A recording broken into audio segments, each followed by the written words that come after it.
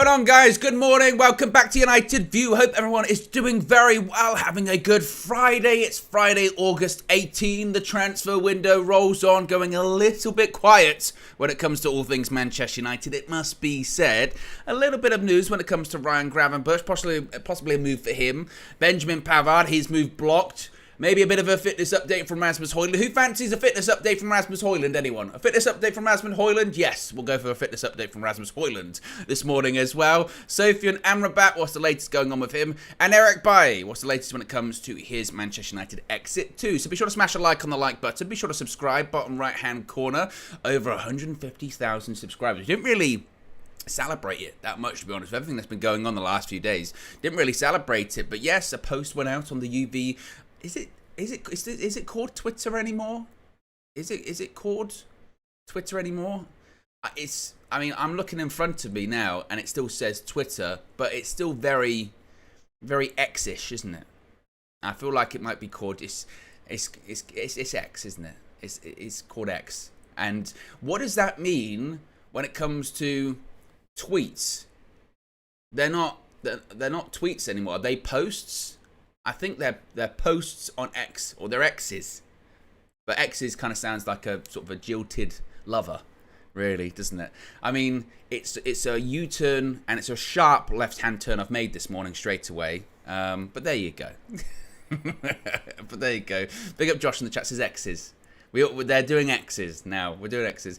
An X went out this morning, celebrating the 150k, and thank you very much for the 150k here on the channel. On to 200. Yes, 200. As I mentioned, we're going to be talking a bit about some transfer news and happenings this morning as well, particularly Ryan Gravenberch, possibly a move for a midfielder. I think that's Manchester United's focus at the moment. There is going to be a press conference today as well. I was just checking that before I went live to 1:30. It's 1:30 that is going to be taking place. So, of course, I will be live later on today to discuss the fallout of what Erik ten Hag has been asked at Carrington by the assembled media. And also, as well, later today, there's going to be a preview for the game tomorrow. Match day tomorrow. It creeps up so quickly. You wait so long for football to come back and all that kind of stuff. And next thing you know, it just feels like yesterday that we were playing on Monday against Wolves, and then suddenly, game again tomorrow. So there you go.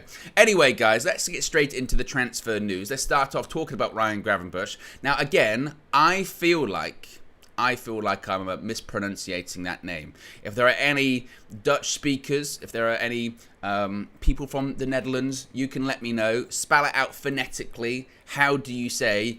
I'm going to say Ryan Gravenberch, but again, I know that's wrong. I know that's wrong. Nevertheless, Fabrizio Romano has posted on X that Manchester United and Liverpool have called again this week to be informed about Ryan Gravenberch's situation. He understands that the buying position remains the same today as it's been all summer, which there is no intention to sell the player. But both Manchester United and Liverpool remain keen in case of any last-minute changes. Thomas Tuchel, speaking ahead of his club's first game in the Bundesliga, which is tonight, by the way. There might be a little bit of Harry Kane watch going on because he's already confirmed to be starting tonight against Werder Bremen in the Bundesliga. He was speaking to the media in Munich, and he said that midfielder Ryan Gravenberch will, quote, get his chance at the German club amid reports linking him with a move to Old Trafford. The Netherlands player, who worked with United boss Erik ten Hag at Ajax, is once again being linked with a move to United. Tuchel, however, has confirmed that an opportunity will present itself for the 21-year-old to prove himself in Germany this year. Now, I spoke about this yesterday. Gravenberch. You're correct. I'm correct with the name. But I tell you what, yeah? Tell me he didn't just say that. I'm shocked. I'm very surprised by that. I mean, I'm sure someone would probably tell me that, no, Owen, you're wrong. You're wrong. You're probably still wrong. You're correct with the name. By the way, click the link. No, Graven. What? Really? Gravenberch. Well, I'm definitely getting that wrong. Gravenberch. That sounded good, though, when I was saying it like that. Ryan Gravenberch. I just feel like I'm not saying his name anymore at that point. I'm not. Makish says, you're not correct. I felt that I was... Who was lying to me? It was criminal. I don't like that. Yeah, a lot of people said no, it was wrong. Gravenberch. Not bad. But I'm definitely I'm gonna start doing the thing now when you start going. The player, I think the player will, when you don't say his name, you do anything to not say his name. I think the player will settle very well. I think he's a really good player. Who? The player that we're linked to, certainly. Yeah. But we spoke about this yesterday, didn't we? I just don't see it. I really don't see this one happening, unfortunately, for United this summer, because the transfer window for United, and I don't need to go into a negative view already, but this transfer window needs to be studied by Manchester United, I feel like, because we have gone through a range of emotions, haven't we? We've gone through a range of emotions very quickly, because just a few weeks ago, it felt like actually this was a half-decent transfer window, really, wasn't it? You know, you look at the window and you said, we got Andre Onana in. That was a key position. Replaced David De Gea with a younger and certainly more progressive goalkeeper. A goalkeeper more in the ideology of Erik ten Hag. That's a tick. Good. For a decent price. He's got Champions League final, playing keeper last season too. Good signing, tick. Mason Mount, look, if that's what Ten Hag wants, again, wasn't everyone's first choice signing, but signed him. £55 million. Get him in before the season starts. Okay, good. Rasmus Højlund, striker, really need a striker. Not bad. Okay, good. Okay, I mean, maybe some will say overpriced. We don't know. Time will tell when it comes to that one. But we get him in, and then now in the last what, couple of weeks or so, it just feels like everything stopped, doesn't it? It feels like everything has just paused, because the next phase, and everyone had said this, hadn't they? Romano, Ornstein, Darmashev, I mean, any transfer reporter, any football reporter had said, okay, you've got these sort of their key targets in, which United are happy with. Now it comes to United have to sell players to now buy the players that they want. And I think, in fairness, I think a lot of United fans were willing to give John Murtough, Richard Arnold, and Hargreaves, the guy, the benefit of the doubt when it came to negotiating these transfers of, well, look, they've done okay so far in the window, and let's see how they do when they sell the players. Anthony Elanga went out fairly early, £50 million. I think everyone went, oh, okay. Alex Telles went out, initially after it looked like the deal wasn't going to happen. Then it did, and everyone went, well, okay, it wasn't a lot of money, but fine, get him off the wage books. And then it's kind of just stopped. Fred's gone out. But now we're looking at these big outlays of going Harry Maguire, whether it was McTominay, whether it's Dean Henderson, even Eric Bailly, which we'll get to later on. Everything's just kind of stopped. And if these outgoings have stopped, then the incomings are going to stop as well. We've seen it. Now, today, if you ask me, Owen, will Scott McTominay and Harry Maguire leave this summer? I would say no. They're not going to leave this summer. It doesn't look like they are. The one player that I think potentially still could leave this summer is Donny van der Beek. And maybe that's how we get to an Amrabat, and we are going to talk about him a bit later on. That's maybe how we get there. But apart from that, it just feels like United we're now stuck. We're now sort of standing still. And the concerning thing is and this was the point that we made, or certainly I know I did at the end of last season, which was, you're naive if you think that just because of what happened last season, you just add a couple of players and that's going to be fine. Because football doesn't work like that. Football doesn't work like that at all, because everyone, and we forget this, because, and I hold myself accountable with this as well, we're in the Man United bubble. Us United fans, aren't we? We're in this bubble where we only think about United because that's who we support. I mean, I don't care about Chelsea. I don't care about Arsenal. I don't care about Liverpool. I don't care about Man City. I don't care about Spurs. I don't care about Newcastle. So we just think, right, if we finished third last season, we won the Carabao Cup, we got to the final of the FA Cup, a couple of more extra players, we'll be close. We'll be better. But we forget that everyone around us, they're also improving. They're also buying people. They're also improving their squads. They also maybe didn't have the season they wanted to have last season, and they're going to improve exponentially on it. And you just kind of, I was chatting to Flex about this yesterday, and you just sort of look at certain aspects of the United squad now. And again, it's still very, very early, obviously. And come 6 months' time, it might look completely different. in terms of our perception of this squad. But I myself just worry a little bit of, we could get to the end of this window and we might be further behind somehow. We might be further behind, or these other clubs, like maybe a Chelsea, might have somehow been able to sort of leapfrog us in this transfer window. And that's worrying. And I suppose the other frustrating part of it is there's nothing we can do about it, really. We truly are, in the case of like the Harry Maguire situation, I said this on X, is that we are truly paying for the sins of the past. Harry Maguire's on a nearly 200k a week contract. What was it, like a 6-7 year contract, whatever it was. And that's why that deal's difficult to do. Even with people like Eric Bailly, we're talking at the moment going, oh, United could terminate his contract. I remember doing a stream, I think it was on United Stand at the time, and when Eric Bailly got given a new contract, that was like 2021. And I remember even at the time people said, that's weird. Why is he getting a new contract? And it was because of this idea of resale value, which again was so strange because United have proven that we're not very good at selling players. They don't have a lot of resale value. So that idea of, we've got to keep them under long contracts because we've got to have resale value. Well, United have never sold well anyway. That didn't make any sense. Let's get to a couple of super chats here, and I will get back to Gravenberch. I can't keep saying it like that. Chris has been a member for 1 month. Appreciate the support for a month. There's 826 watching. Give UV a like. Indeed, do just that. Harold says, blaming John and the team for outgoings is weird. They can't force teams to value and buy our deadwood. They can't force players out of the club. I agree with that. However, where I do think a little bit of blame does go on to John Murtough and his team, for instance, in the Harry Maguire situation is, did they never predict that that would be a problem? Because if they never thought that Harry Maguire was going to ask for a payoff on his current contract, then either they're just naive in that situation. Because that was always going to be a situation when you've got a did they think, okay, West Ham, or whoever club comes in for Harry Maguire, they're going to give him the exact same wages that he's currently on? Of course not. No club would. No club in the Premier League right now would give Harry Maguire 190k a week. They just wouldn't. So knowing that, they would know we're going to have to pay off his contract, or we're going to have to at least kind of bridge that gap. And maybe they assumed that maybe the buying club would do that.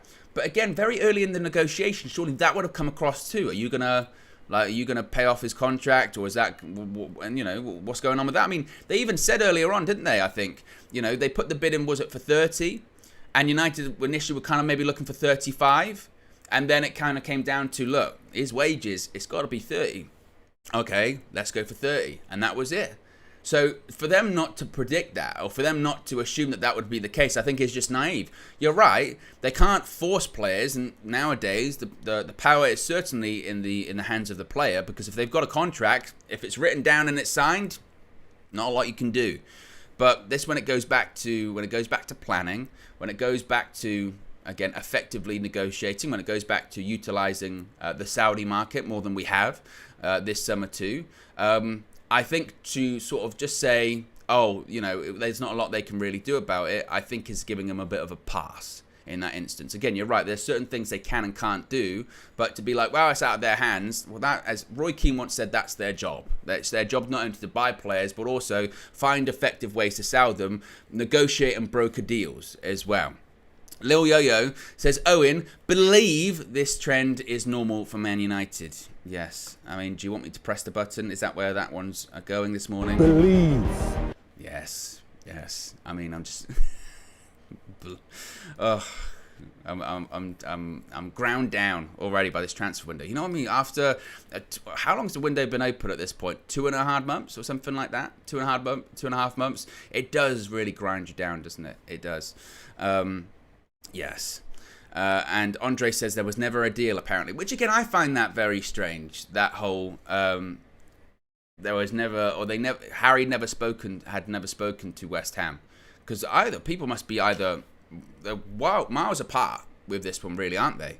There's a lot of the reporters, personal terms aren't an issue. He's agreed personal terms, and then there's the other side of it, which is well, they never even spoke to West Ham.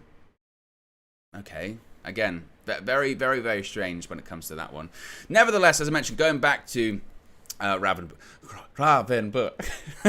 Going back to the player in question here, I just don't see this one happening, honestly. It was like when we were linked to Onana from Everton for £60 million. If we get a midfielder, realistically, this summer, it's Amrabat. And the reason we get him is because we've sold Donny van der Beek. I mean, we know the roadmap to getting him. The roadmap is, and it was always laid out like this by Romano and others, sell Fred, sell Donny, get Amrabat. And the only hope with that is that no one does it before us. And the hope is that the Donny thing happens fairly quickly. But it doesn't look like it's Sociedad. That was initially going to be a permanent thing. Then it became a loan. Then it became it's off. It's not happening. Then it became he might go back to Ajax. But again, that's a very fluid situation with Man City, West Ham, and then Ajax as well, because you've got Paquetá, you've got Kudus, and then you've maybe got Donny. Again, it's a domino effect.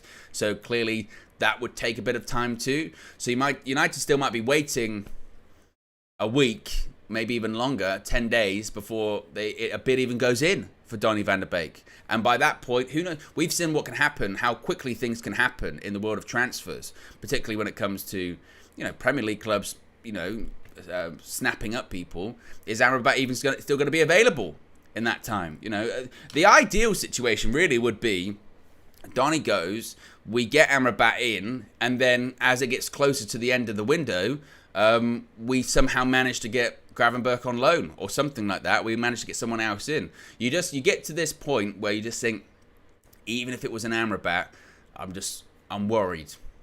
I'm still worried. Bear in mind, then we still got the nonsense with the takeover stuff in the background too, and it's also going to be interesting, I think, how the result against Spurs tomorrow affects that. United have shown in the past that they are reactionary. If the performance was really that bad, if the start was really that bad, fortunately we got the win against Wolves, but I'll kind of save this for the preview a bit later on, but I genuinely have no idea what to expect from United tomorrow. What do you guys think about that? Let me know in the chat. What do you actually expect from Man United tomorrow? I have no idea. And that kind of takes me back to the end of last season, really, with United, particularly away from home, when we would go into these away games and you'd go, what's your prediction? You go, don't know. Genuinely, not a clue. not a clue with what United will do tomorrow, because and it's not even like and you're sitting on the fence. It's literally just Man United, particularly away from home at the end of last season, you had no idea what United was going to show up. Most of the time against a Big Six team, it was either a draw or a loss. But sometimes you have an away performance where you go, it's all right. Remember when we played Forest away or Bournemouth away, and you get a win, you go, there you go. Didn't see that one coming. Or you get in a performance like when you play like West Ham away and you lose, or when you play Spurs last time away and they were terrible at the time. The atmosphere was toxic, and we still managed to draw the game. And you go, see, I knew that was going to happen. You just not a clue. And again, you would hope getting some more signings in would kind of strengthen the resolve of knowing what to expect by United, but we don't. The hope we have, I was chatting to Flex about this yesterday too.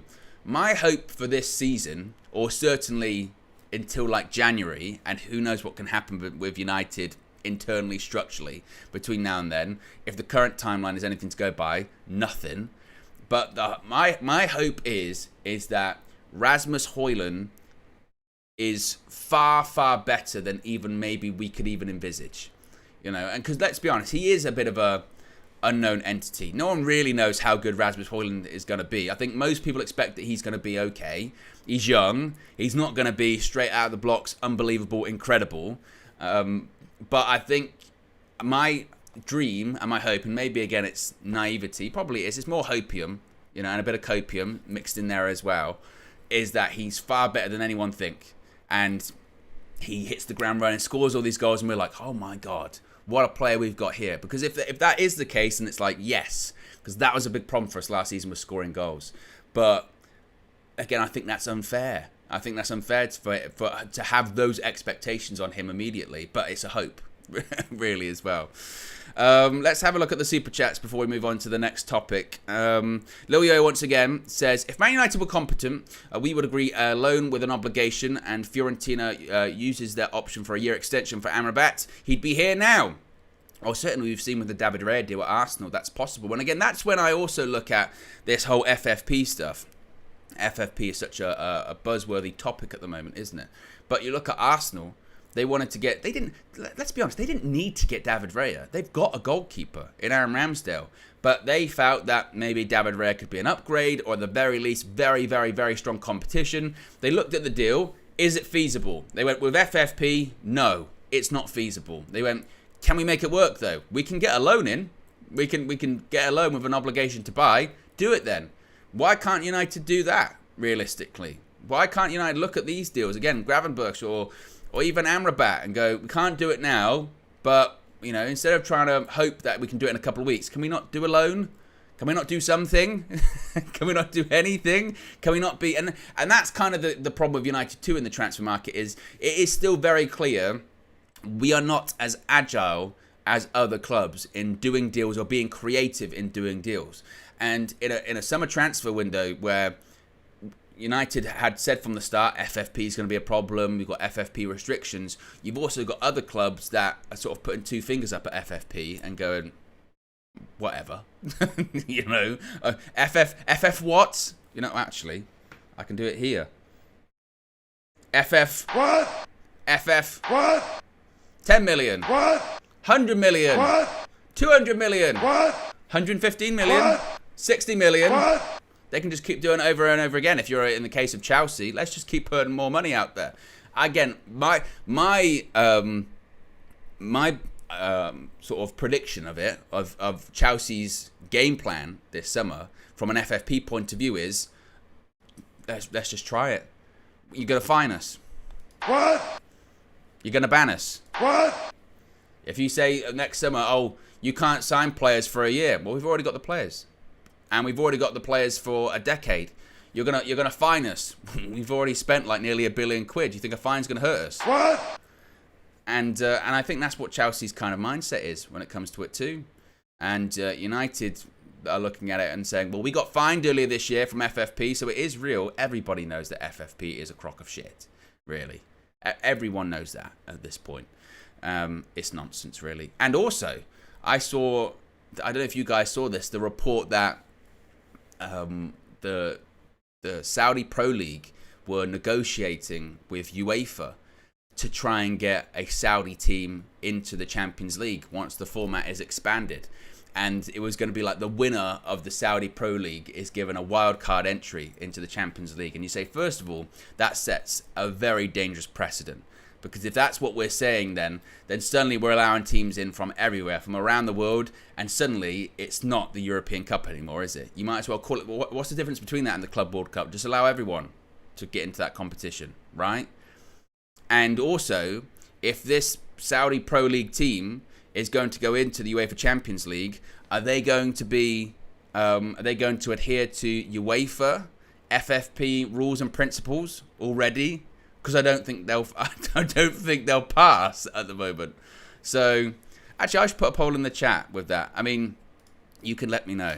I mean, I probably know the answer to this one. Actually, I'll ask a better question. I was going to ask if you want to see a Saudi Pro League team in the Champions League, but I think probably the answer would be no when it comes to that. The better question is, will United sign one more player before now and the end of the window?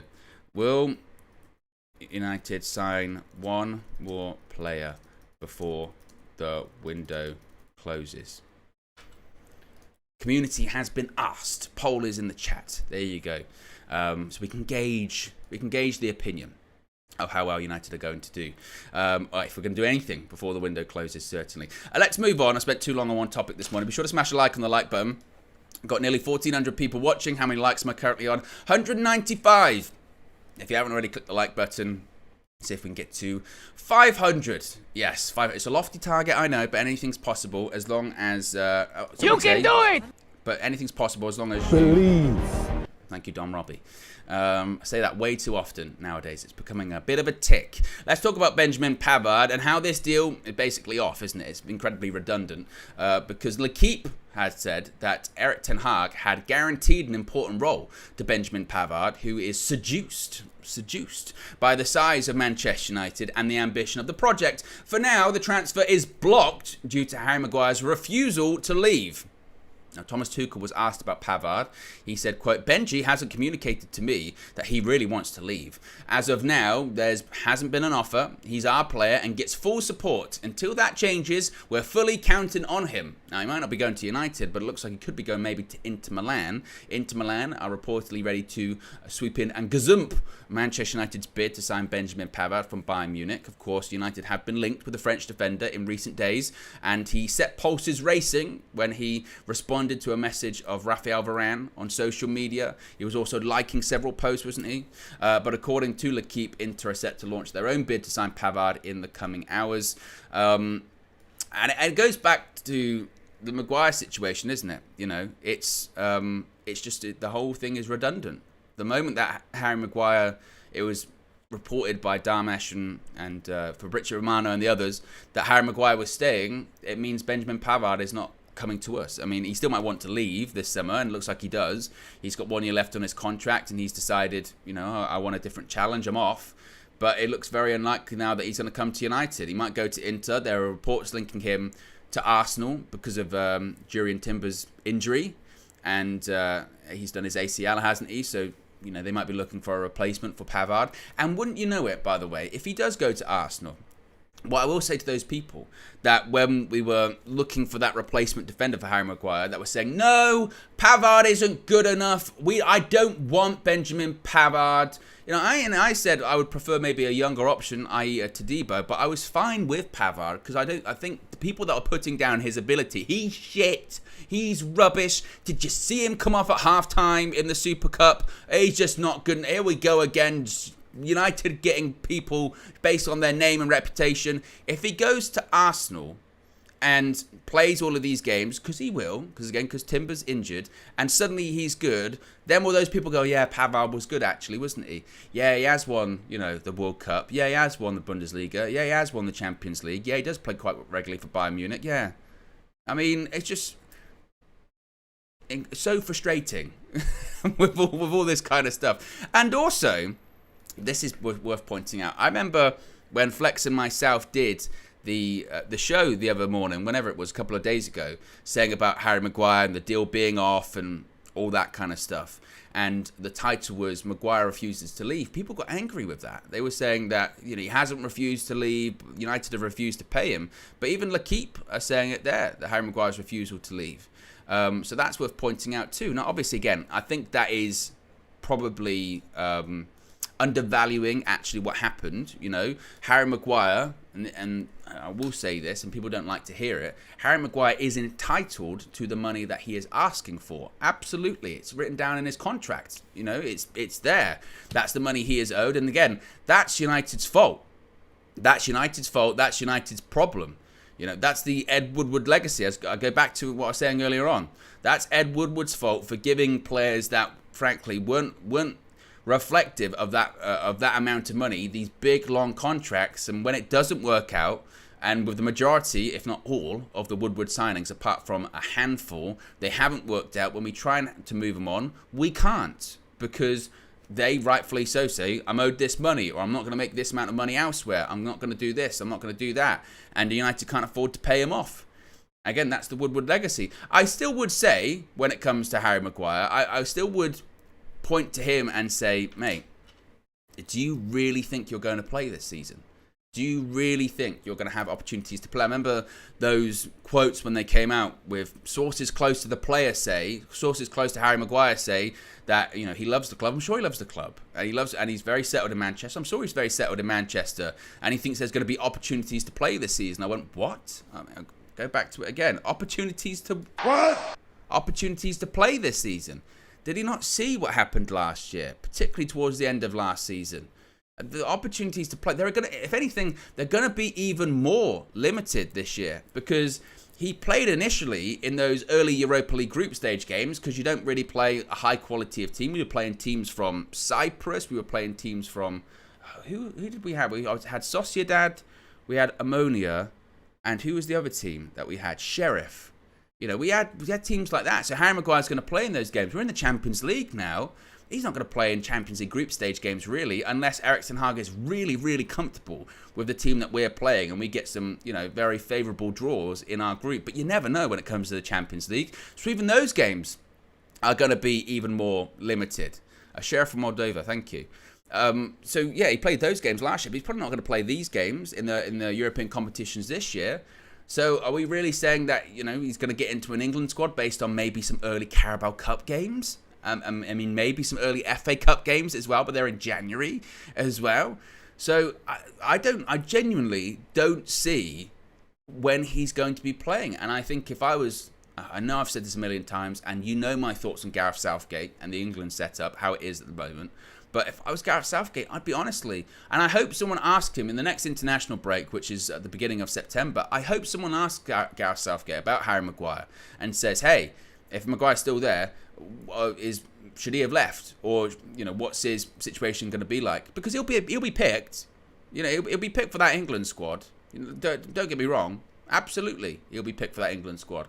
But someone's got to ask, you know, like, what is going on? You know, literally. What is going on here? With his England selection. I still think, and this was my initial prediction earlier on this summer, before the West Ham bid came in fairness, but my initial prediction was, when it came to Maguire, was he's going to stay, and then come January, when he hasn't played for however many months, it'll be a case of, yeah, he's got to go out on loan to get his spot in the Euros. And then maybe he will. But by that point, will it be too late for United? Will it be too late to be like, oh, yeah, Pavard's gone. Nice don't want to sell to Debo in January. We know what it's like. We know it's like with United doing January business as well. Let alone just, it's harder, but particularly United doing business in January too. I don't understand it. I really, really don't. And I do question, honestly, the ambition of the player in that instance, because again, I admire the mindset. I'm gonna stay here and I'm gonna fight for my spot, but there's nothing to fight for. It's over. Like I said, you're trying to fight a battle, but the war's over. It's been over a long time. We know the people that are ahead of you. We know that it's Martinez and Varane. Then we know it's Lindelof. Martinez came off against Wolves on Monday. Who came on? It was Victor Lindelof. Lindelof came on. We saw at the end of last season too, when it was, we've got certain games. Maguire played a couple, but then it became Luke Shaw, go back at centre-back with Lindelof. You know, Maguire, he maybe had a couple of injuries at the time, but we played better too. We looked more comfortable. So there's nothing left about Harry Maguire at Man United at this point. You know, and then you start talking about the atmosphere being toxic too and all that kind of stuff. I don't know what it's going to take, really. I really, really don't when it comes to his future. And I hope, again, someone asks Gareth Southgate about that. I really do. And I think it's on the precipice, too, of other people taking a spot. Colwell coming in. Even people like Tomori. We know Gareth Southgate almost essentially refuses to pick him most of the time. When AC Milan won Serie A and Tomori couldn't get in England squads, I still can't understand that. But that's my problem with Gareth Southgate. It's not England view, it's United view. But oh my goodness me. Ridiculous. Poll was in the chat. It's been in there for nearly 10 minutes. We had nearly 400 votes. And the question was, will United sign one more player before the window closes? And 68% of you say yes. 68% of you say yes. Only 32% of you saying no. I would assume, and you can let me know in the chat, I would assume that this is Sofian Amrabat, that people are assuming United will sign, which I would probably agree. If we do sign someone, most likely it's going to be Amrabat. Like you, I can't lie, I am still worried. I am still worried about that because I just don't think Liverpool are done when it comes to their midfield business. I know they signed Endo, and I know people are laughing at them for that, but I say be very, very, very careful with your laughing about that, because they signed a midfielder for not that much money, And we know they've got money left over because we saw how much they bid for Caicedo. We saw how much they bid for Lavia. They bid 115 for Caicedo. I think they were close to 60, weren't they, for Lavia. So we know they've got the money. So that's why I've seen United fans, oh, you wanted Enzo, now you've ended up with Endo, ha ha ha ha ha. I'm like, be very, very, very careful with how much you're laughing, because the last laugh could absolutely be on us, because they've got the money. They've got the money to go after Amrabat. And as of right now, and again, we'll talk about him in just a second, it looks like he still is waiting for that United move, but patience can only last so long. And we've got to be very careful with that too. Now let's move on and talk about Rasmus Højlund, because he's given a bit of a fitness hint. It had been previously reported, of course, he was set to make his Manchester United debut most likely against Arsenal at the beginning of September. But he posted on his Instagram story yesterday a picture of himself with the emoji soon. I mean, we're getting into this territory, yes. It's like the Qatar takeover all over again. The emoji soon, the emoji red, and the emoji red devil. Basically saying, I will soon be playing for United. As I mentioned, it had been said before that he was set most likely to make his debut against Arsenal at the beginning of September. That may now no longer be the case. I don't think we should expect Højlund to be playing against Spurs tomorrow or anything like that. But some people are suggesting that maybe against Forest next weekend might be the time which Højlund comes back or makes his debut, rather. Of course, he's out with that back injury, which United have said since the start is not that serious. It's something that came up during his medical. It was, what did they say, a hot spot, which could lead to a stress fracture if they didn't manage it appropriately. He's been doing individual training. He's been training separately from the squad. He has been on the grass. It's not a case of him not being out on the grass at all. So he is training. It's just a case of being very careful when it comes to this back injury. I still say, and I don't know, again, if this will be asked of Erik ten Hag at today's press conference. I hope so, because I was kind of frustrated that it wasn't asked last week. Not that he would answer it, because he wouldn't. But I do wish that someone had kind of put the question on him of, reports had suggested that once Højlund's back, he still might not be able to play more than one game a week. Like, is that accurate? Is that something you're worried about? How close to that is the truth? Like, what's the update when it comes to that? And I'm sure Ten Hag would say, this is why we have a squad. We have a squad. Plenty of players can't play all the game with the intensity, because we play high intensity. But this is why we have double positions, triple positions. We have Anthony Martial. We have Marcus Rashford. We have Jadon Sancho. That's what he would probably say in that situation. But I hope someone does ask it. We'll wait and see later on today. Of course, it's at 1:30. I'll be live at around 1:45 when it comes to that press conference. But I mean, there is a possibility he could play next weekend against Forest, which would be great just to have him back in general. But you don't want, realistically, him to be making his debut against Arsenal away from home, because you do have to remember the kid's 20. Like, he is only 20, and you'd want him to have some minutes under his belt, because even then, it might not be a case of he's ready to start. If he even had like 30 minutes against Forest next weekend, then there's a possibility of, okay, he could start. He could start against Arsenal, and that adds obviously a completely different dynamic to our attack, because it's an actual striker, an actual number 9 playing up front. Oh, heaven forbid we've gone a whole year without that basically happening for a long period of time. That would be incredible. It'd be incroyable. Imagine this as well. This is what to get excited about, guys. We could have a situation where we've got a number 9, a striker, a real striker starting up front, and we've got another one on the bench in Anthony Martial. David Dickinson. Bloody hell. I mean, it could be unbelievable. We have gone for a year, a full season, with that basically not being the case. So to get to that point, it would be incredible. Incroyable, as I said during the World Cup. So here's hoping. And as I said earlier on, I think it's almost a bit sad, actually, that I'm almost saying this. But my hope is that Rasmus Højlund is just way better than anyone anticipates. That's kind of the hope, isn't it? And again, it might be hopium. No one knows what to expect from him. Nobody knows really how good he is.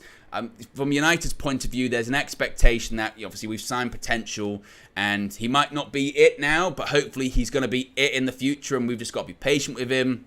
We've got to develop him, and maybe 2-3 years time, he's one of the best strikers in Europe, or he's one of the best strikers in the world, right? That's what we've got. That's what we've got to hope for.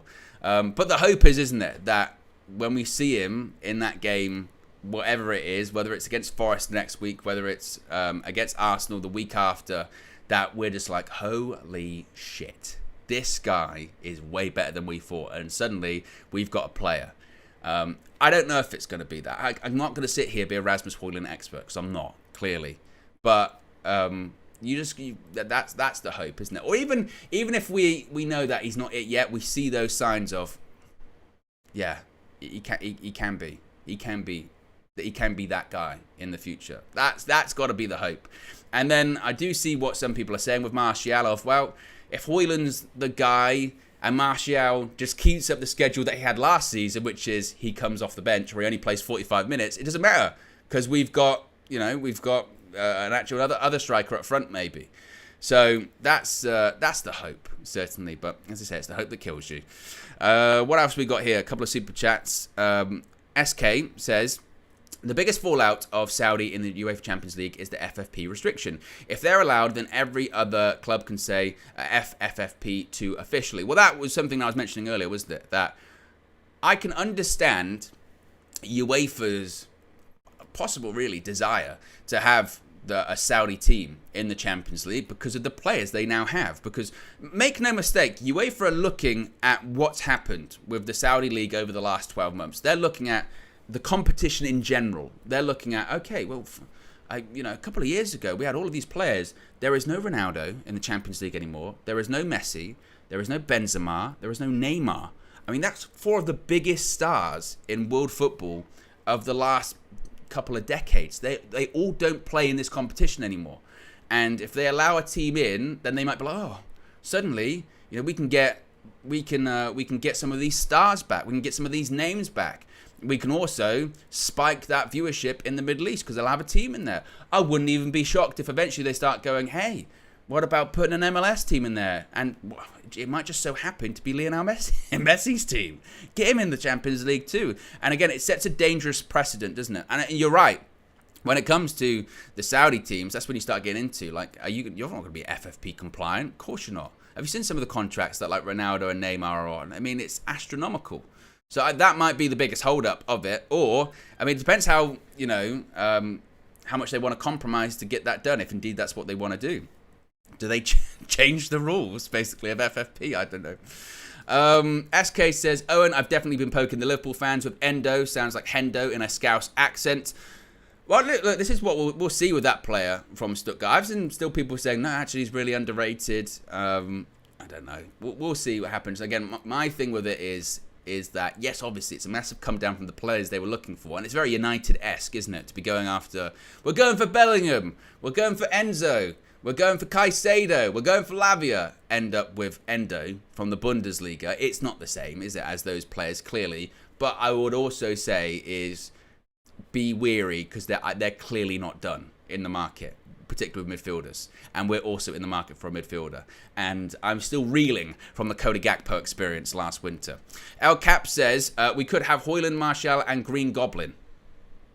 Green Goblin? Oh, you're referring to Mason Greenwood, maybe. I don't know what you're referring to with that last one. But there you go. What else are people saying in the chat too? Football is going down the drain in the name of money. It will be unrecognizable before we know it. Domingo says we need another DM before the window closes.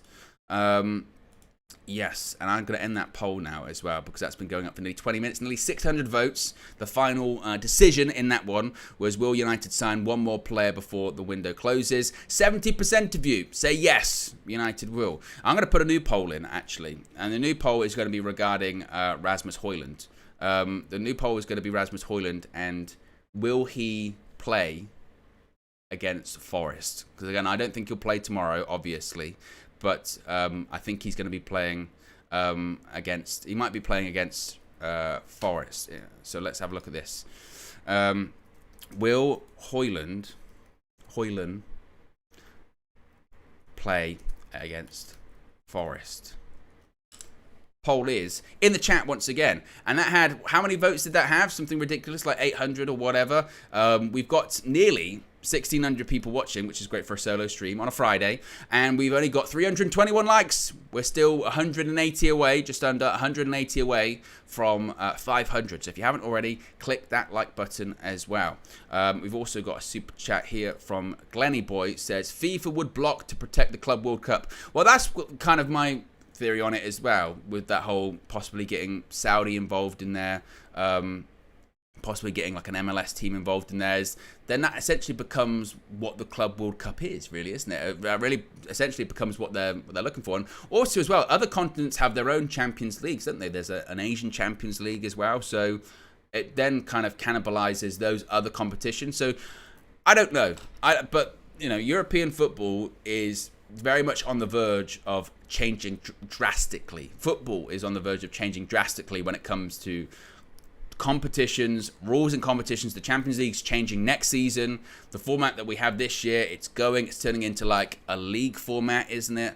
You know, you've got the Club World Cup coming back in, and as Andre says there, it is kind of true that, you know, for all of the protest and for all of the pushback towards the European Super League, we're kind of getting towards just getting it anyway, just almost under a UEFA banner, really, isn't it?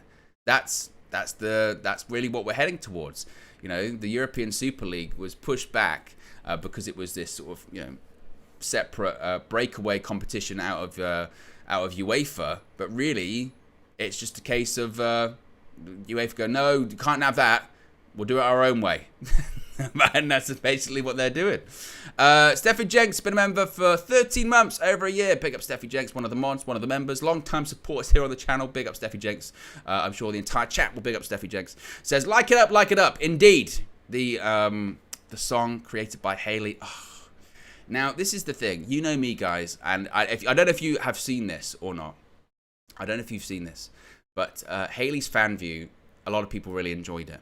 I won't say what she said because I don't understand. I wish I had it on the soundboard. Maybe I've got to add it to the soundboard, certainly. If you know, you know. If you don't know, go and check it out. It even made a cameo appearance at the beginning of yesterday's Tactical View, which again is out right now. So check out the Tactical View too, because yesterday's one was really, really good from Cam. It was kind of a hybrid one. It was not only a breakdown of what happened with the game against Wolves on Monday, but also a bit of a tactical preview of what to expect tomorrow at the Tottenham Hotspur Stadium as well. And again, check out Haley, her fan view. And also, go follow her on Instagram as well. I forget what her Instagram handle is. If you go to the United View Instagram account and go to like the match view highlights, everyone's always tagged in there. So if you want to follow everyone on socials, go to our socials and you can find everyone there. A little bit of an update when it comes to Sofyan Amrabat as well. Fabrizio Romano is claiming that Liverpool, they're not actively negotiating to sign Sofyan Amrabat. Amid the reports they were aiming to scupper Manchester United's pursuit, Romano has said they are just looking at other options, which included the Fiorentina star. So he's saying as of right now, Liverpool are just monitoring who they possibly could be going in for. Amrabat happens to be one of those options, possibly one of those options. But I don't know. Like I said, I'm still really concerned about this. I'm still really worried because I feel it just feels so reminiscent. It feels so exactly like the Cody Gakpo situation last December. I remember the days during the World Cup, watching those Netherlands games so intensely, and they even saying that on commentary. Gakpo, who's been linked to Manchester United. You remember when Ten Hag was asked? Ten Hag was asked in a press conference, wasn't he? It might have been one of those ones where we were playing those mid-season friendlies against those teams in Spain, or when we just come back and the games after the World Cup, and he was asked about Cody Gakpo, and he did this sort of smile, you know, Cody Gakpo's interested. You know.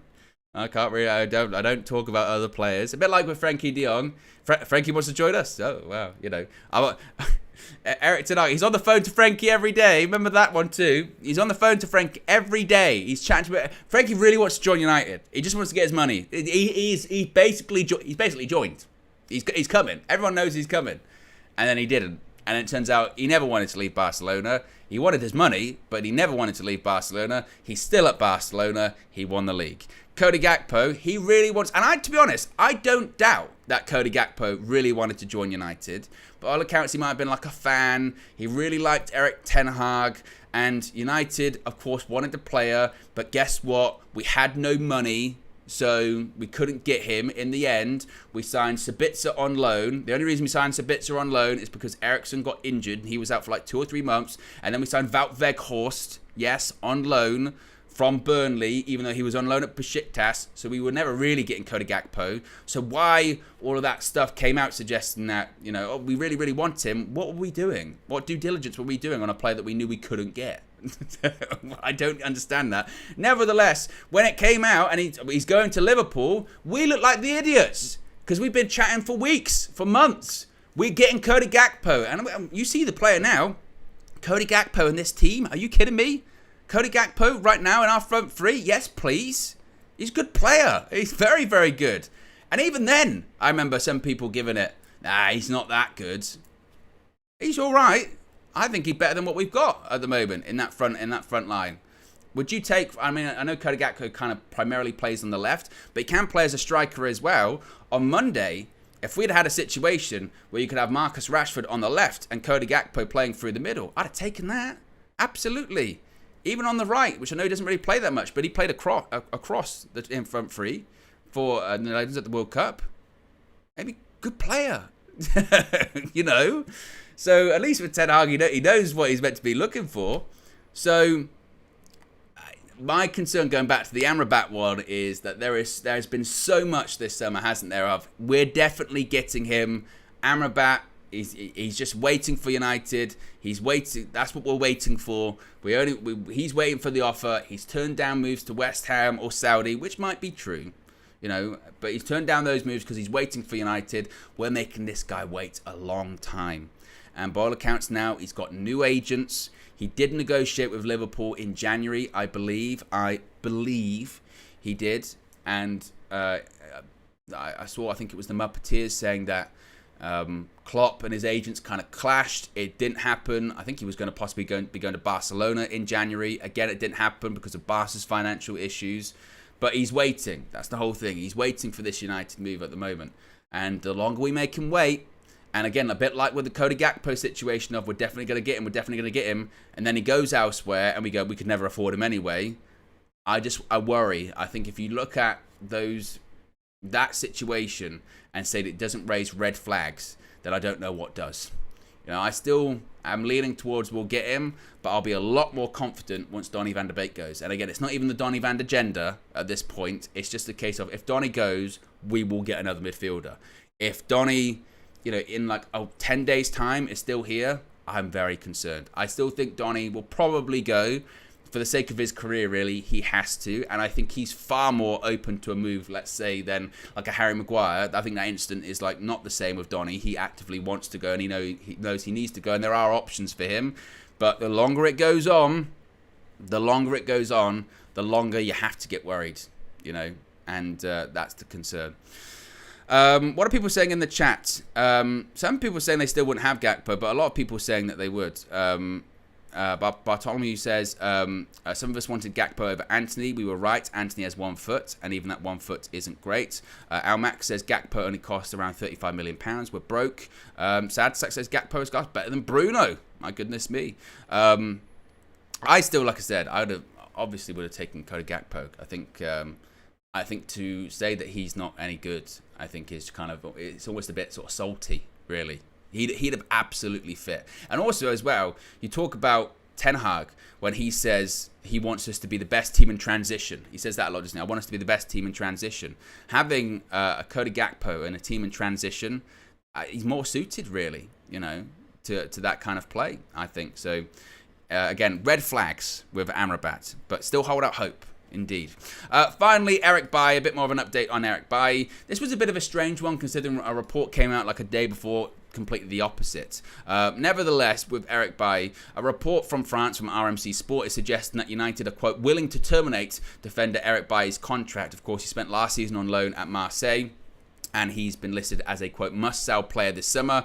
However, in a bid to try and speed up his exit from the club, United are said to be considering the idea of terminating his contract. He's been linked to Fulham in the last few days, which again was odd because just yesterday it was reported by an outlet in Turkey, which again would make sense because he was linked to a move to Besiktas. I think ultimately he turned it down or it didn't work out. That he was looking for like a termination payment of 700k, and United said no, we're not going to give you 700k to terminate your contract. So I don't know how much I buy into that one.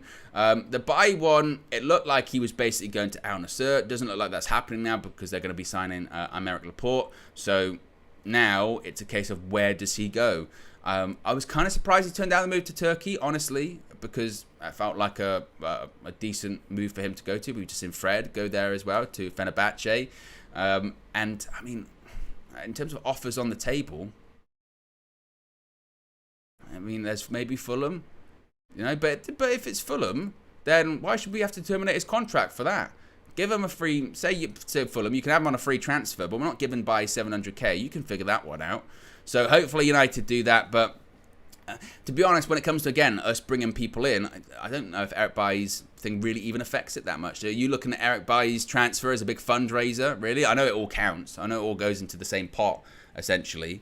But you know, if we're going to get in an Amrabat, it's not dependent on us getting rid of Eric Bailly on a free transfer, is it? You know, it's more based on getting rid of Donny van der Beek, possibly, you know, if West Ham come back in for McTominay. And look, that might be ultimately possible too.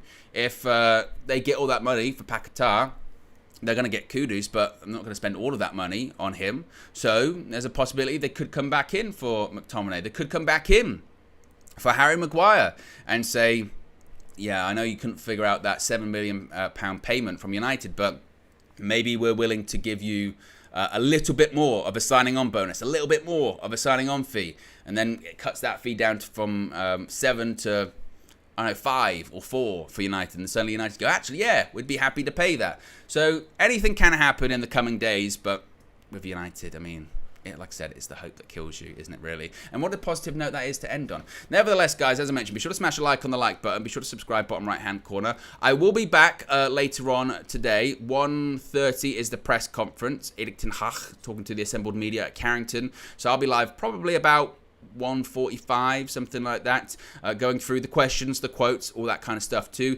In addition to that, as I mentioned, there will be a preview coming out later today, previewing the game tomorrow at the Tottenham Hotspur Stadium in North London. First game of the season away from home. Just the poll in the chat to wrap up these results. The question was, will Højlund play against Forest? Over 400 votes. 56% say yes, 44% say no. So pretty tight, that one, certainly. Indeed. Nevertheless, guys, as I mentioned, be sure to smash a like on the like button. Be sure to subscribe, bottom right-hand corner. I got the end screen right today. Yes, I actually remembered to do it. I'm out of it. Have a good one. Have a great Friday. Peace.